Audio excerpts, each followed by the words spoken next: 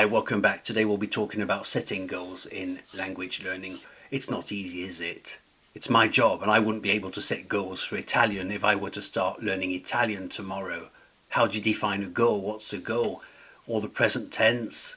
20 new words? Is it the result? Are we talking about the result in terms of goals, or are we talking about the amount of work you put in when you learn that language? Is it the amount of minutes you put in, or the number of pages out of an exercise book? And this isn't to say that you can't create goals for yourself, and I'd be interested to know what everyone else calls a goal. How do you define a goal? In the comments perhaps below this video, what do you call a goal? Are they useful? Do they help you, and how do you define them? I myself encourage learners to follow two types of goals. One that's very specific: finish my French program. You'll know all you'll ever need in an average year in France. Just one lesson after another, finish the program, that's it. That's a very specific goal. The other goal is rather more mystical, you might say, and it's not everyone's cup of tea because it does require a certain way of thinking about life, and it works like this. It's been observed that the universe isn't just dead matter. It would be very sad if it was. Everything vibrates on a certain frequency. It can be an electric frequency, but also, shall we say, a mental frequency. And I personally discovered this in several ways, one of which was reading book after book of many high-achieving authors who describe this phenomenon in different ways in their books. And these people always vibrated on a certain level that brought them to their goal.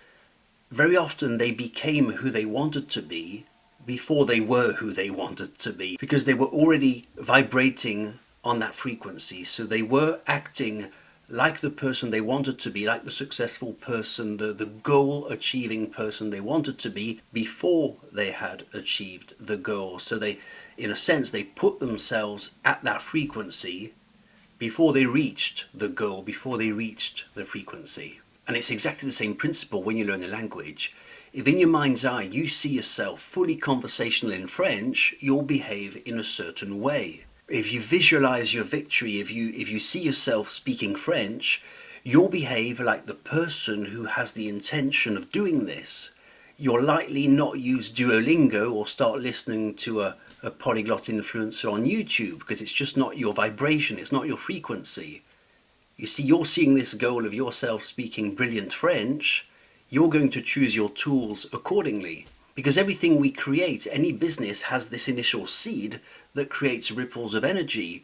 So if you come to OuiCommunicate, my business, well, where we learn French, you'll find a certain energy that's grounded in 6 years of university, a lifetime of bilingualism. That's the energy of this school. You see, there's several factors that were part of this initial seed when I started OuiCommunicate, and they still vibrate. You know, that there's a feeling. It's not for everyone, of course. And if you vibrate with my energy, you'll learn French in a certain way. And the question is, does it resonate with you? Are you vibrating with this energy?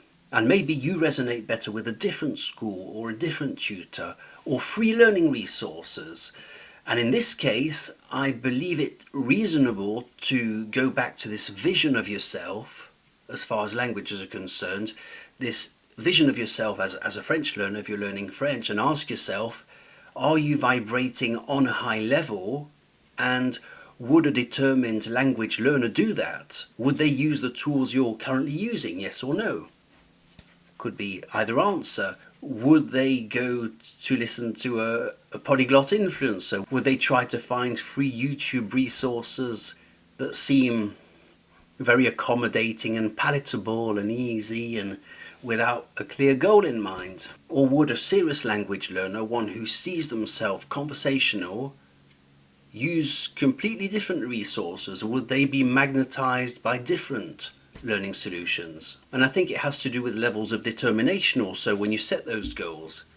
If you visualize yourself as a good language learner or a good achiever, you'll start to walk on the path of that achiever. You'll go this way and not that way, because over there's Duolingo, and over there it's rather the solution that's attracting you. You're attracted to this vibration because you already have the small vibration that's in tune with the big vibration. You know, you're going towards this vibration, you're drawn to it, you see. So this is just about my take on goal setting in language learning. The ending of this video is a bit abrupt, but I'm trying to get more to the point in these videos because these ideas are very complex. So my name's Chris, I teach French at OuiCommunicate. Try 10 lessons for free at OuiCommunicate.com. I hope it was useful. See you very soon. I hope it was. Or I could have explained and that I did explain. See you very soon. Bye.